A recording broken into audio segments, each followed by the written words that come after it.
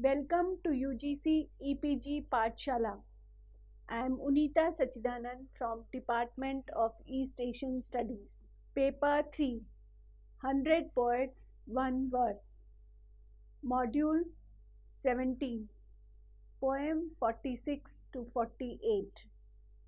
Presenting human emotions, anxiety and loneliness in love and autumn. Writer Unita Sachidanand, narrator Unita Sachidanand. UGC EPG Pathshala Yokoso.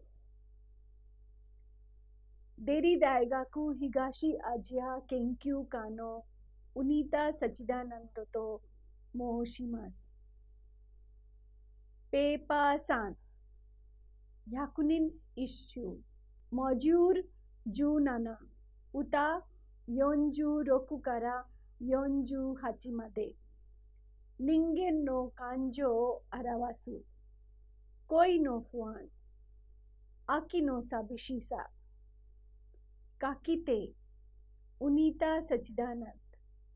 読み手、ウニタ・サチダナンド。学習目的、本モジュールでは、大倉百人一首の第46番、第47番、第48番の和歌について学習します。キーワード、由良の塔を、舵を耐え、行方も知らぬ、恋の道かな、と、渡る、船人、舵、行方、道などは援護であります。八重むぐら、人こそ見えねえ。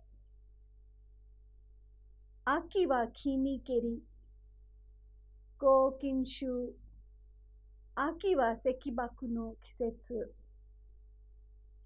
風を痛み、岩打つ波の己のみ砕けて、物を思う頃かな。はじめに第46番の一首は、曽根の義忠の和歌であり、行く末もわからない恋の不安を表しています。第47番の一首の作者は営業星であり、後輩の屋敷にやってくる秋の寂しさを表現しています。第48の和歌は源重幸の歌であり、岩を打つ波のように心の砕け散る恋の辛さを表現している歌であります。本モジュールの3つの歌は、それぞれ恋の不安、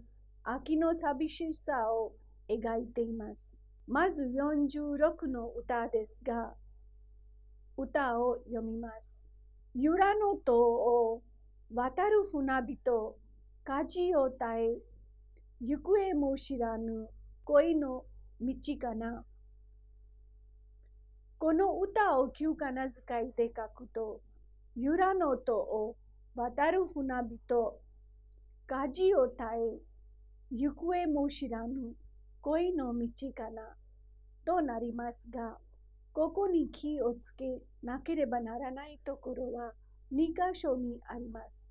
舵を耐えの字は地の上に2つの点々行が入りますね。そして読むときには字です。行方の A はへと書きますが、読むときには A です。気をつけて読んでいてください。この歌の大事なポイントは、恋の不安。今、激しい恋に流れて、どこへ行くのかわからない状態。恋をしている者は、途方に暮れているようだと思われる歌だと思います。作者の曽根の義忠は平安時代中期の歌人であります。官位は6位単語の女であります。中高36歌仙の一人であります。自信歌で奇人と伝われています。歌の意味、潮流の速い由良の海峡を漕ぎ渡ってゆく船人が舵をなくして行方も知らず途方に暮れているように、思う人、頼りにする人を失ってどうしてよいかわからないことよという歌です。語彙と解説を見ましょう。由良の島の島は水流の出入りするところで、由良の島は由良海峡のことであります。船人は船頭であります。舵を耐えの舵、ハロー、貝などは船を漕ぐための道具であります。王は格上詞です。舵を耐えで舵を失っての意味であります。行方も知らぬ恋の道かなの行方は恋の行く先であります。恋の道はこれから進んでいく恋の筋道であります。と渡る船人、舵、行方、道は隠語であります。鑑賞を見ましょう。上3句の右心の情が下句の恋の10回に対象していて、斬新的な感じを与えます。川口部分はちょうど川の水と海の水が混じって流れが速い上に波が乱れて渦などもできているということです。熟練した船頭さんでもつい川船の貝を流されてしまい、急流に反路されてどうすればいいのかと途方に暮れたりもするようであります。この歌はその情景を情言葉として語り、私の恋もそれと同じで、これからどうなるかわからないのです。途方に暮れてしまっていると歌っています。歌枕で有名な木、現在和歌山県の言葉だとします。いにしえ中がおいが、作者が単語上であったことから、慶中江戸時代中期の古典学者は丹後国京都府の由良川とします。次に47の歌ですが、まず歌を読みます。八重むぐら茂れる宿の寂しきに人こそ見えね秋は日にけり。この歌を旧仮名遣いで書くと、八重むぐら茂れる宿の寂しきに人こそ見えね秋は日にけりとなります。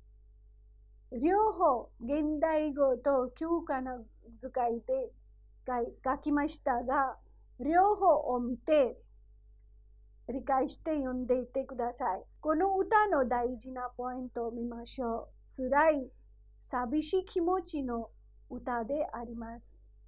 悲しさの上に秋の姿に悲しさが訪れてきたのようです。秋は寂しさの象徴だと考えられる歌でもあります。作者の営業星は平安時代中期の僧で歌人でもあります。中高36歌仙の一人です。播磨国の孔子、国分寺の僧と伝わってきています。歌の意味を見ましょう。もぐらのほうぼうと茂っているこの寂しい宿に、人は誰一人としても訪ねては来ないが、秋だけはやっぱりやってきたことだな、という歌であります。語彙と解説をも見ましょう。八重むぐら、茂れる宿のとは、幾重にも生え、茂っているむぐらのことであります。むぐらは、つる性の雑草の総称、宿は和歌独特の言い回しで家のことであります。人こそ見えねえのねは打ち消しの助動詞図の以前形であります。こそねで逆説の文章を作ります。人は見当たらないけれどもの意味になります。秋は木にけりは人こそ秋はとの対象を示します。は区別を表すかかり助詞であり、けりは今初めて気づいたことを表す英単の助動詞であります。続いて願書をも見ましょう。定家たちが編んだ貢献集によって初めて秋は石爆の季節というイメージが作られました。そんな助手は如実に表したのがこの歌だと言えよう。この歌は藤原公認の選んだことだと思われています。戦歌歌合わせ55番の歌合わせに取られるなどで古くから営業奉仕の代表歌とみなされています。定歌、定家も言いますが、定歌も定歌八大章、集歌大神、近代集歌、自筆本、英歌大概、八大集、秀逸など主な集歌選のほとんどすべてに潜入し、非常に高く評価していました。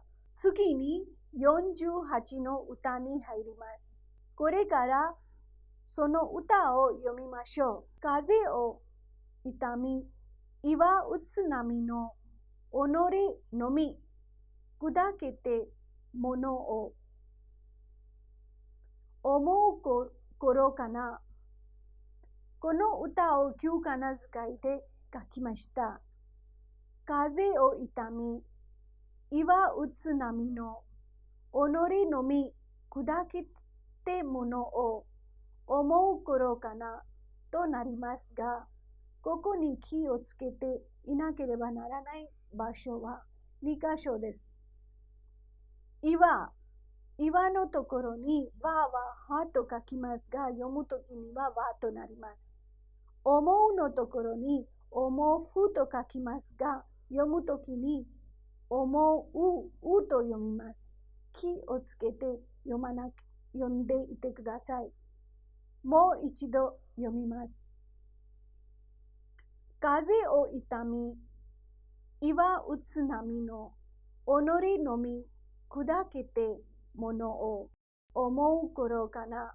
この歌のポイントを見ましょう。冷淡な心と激しい恋を持つ心を伝えている歌であります。苦しみ、悲しみ、絶望感がいっぱい持つ心を持つ歌であると思われています。作者の源重幸は平安時代の中期の歌人であります。清和天皇のひ孫で36%の一人です。冷戦天皇の時代に活躍して官位は従位した直前、剣盛であります。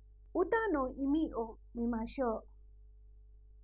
あまりに風がひどいので、岩に打ち当たる波が砕けるように、あの女の人は平気でいるのに、私だけが心も砕けるばかり思い悩んでいるこの頃であることよという歌であります。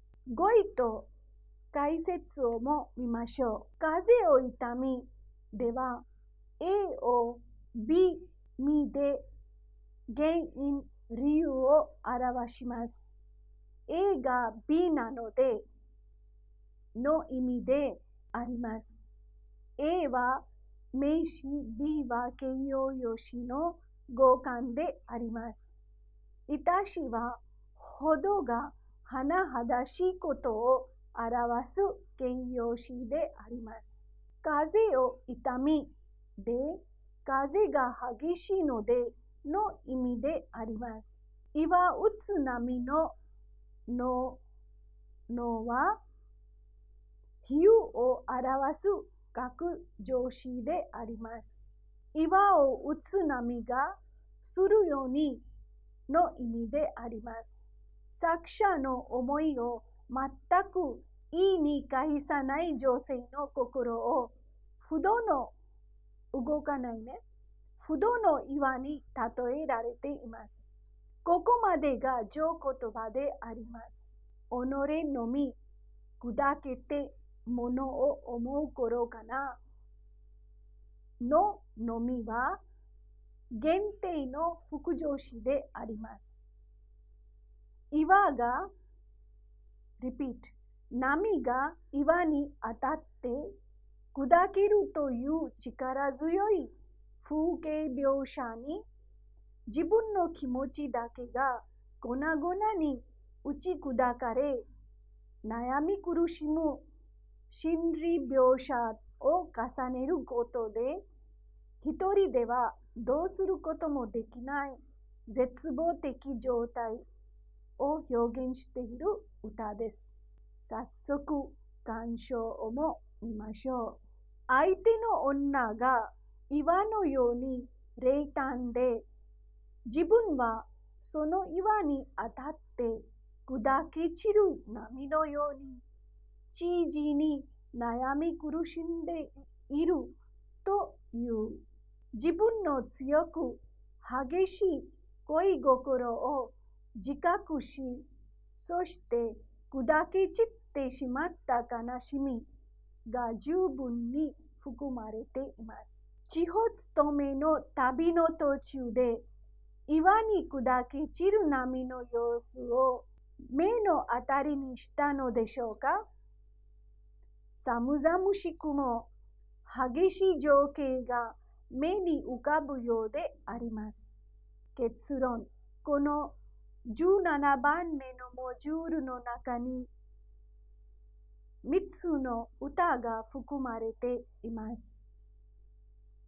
一番最初の歌には、恋の不安、激しい恋に流れてどこへ行くのかわからない状態、恋をしている者は徒歩に暮れているようだと思われている歌です。次の47番目の歌は、辛い、寂しい気持ちの歌であります。秋の姿に悲しさが訪れてきたのようだ。秋は寂しさの象徴だと考えられる歌です。